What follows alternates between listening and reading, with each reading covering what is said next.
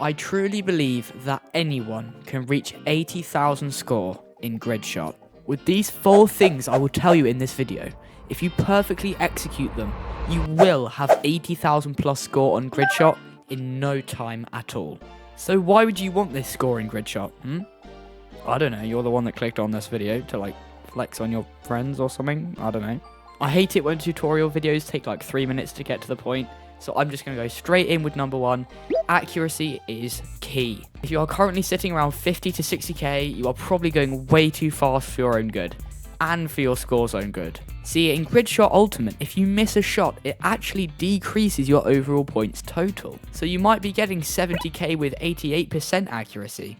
Imagine what score you would have got if you had 100%.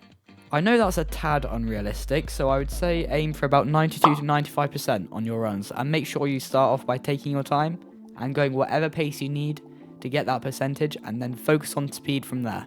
Number 2, your aim lab settings. I know this is kind of subjective, but just hear me out for a sec. I would recommend using a simple 1-color box or the dark grid. As for me, it makes the targets pop out a bit more, and I would also recommend disabling this option as it causes some motion blur, and I found without it, I am way more consistent.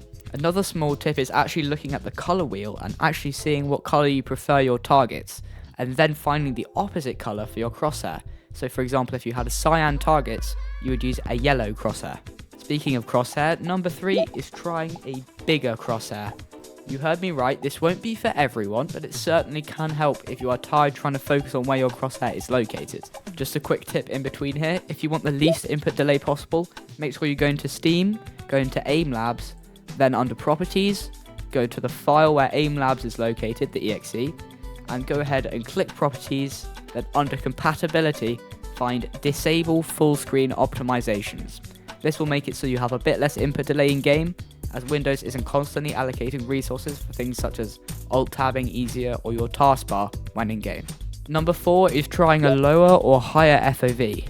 This is kind of a cheese strat, but if you really want to increase your score, this might help. It means you will have less space between balls, but you also want to increase or decrease your sensitivity accordingly, as it will feel slightly off. And finally, the final golden nugget of knowledge I will be sharing with you today is remembering about pacing.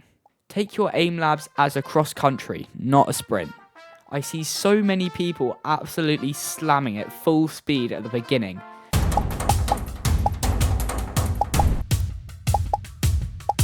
and then eventually tiring towards the middle and end because they just ran out of energy. Remember to go at a constant pace that you feel like you can hold for a minute for the best results. If you have extra energy though, you can absolutely slam it at the end, but make sure not to ruin your accuracy. So there we have it. That was my tips that I believe anyone can get a score of 80,000 or above in Gridshot Ultimate in Aim Labs. If you have any questions, put them down below, but otherwise, have a great rest of your day and stay hydrated.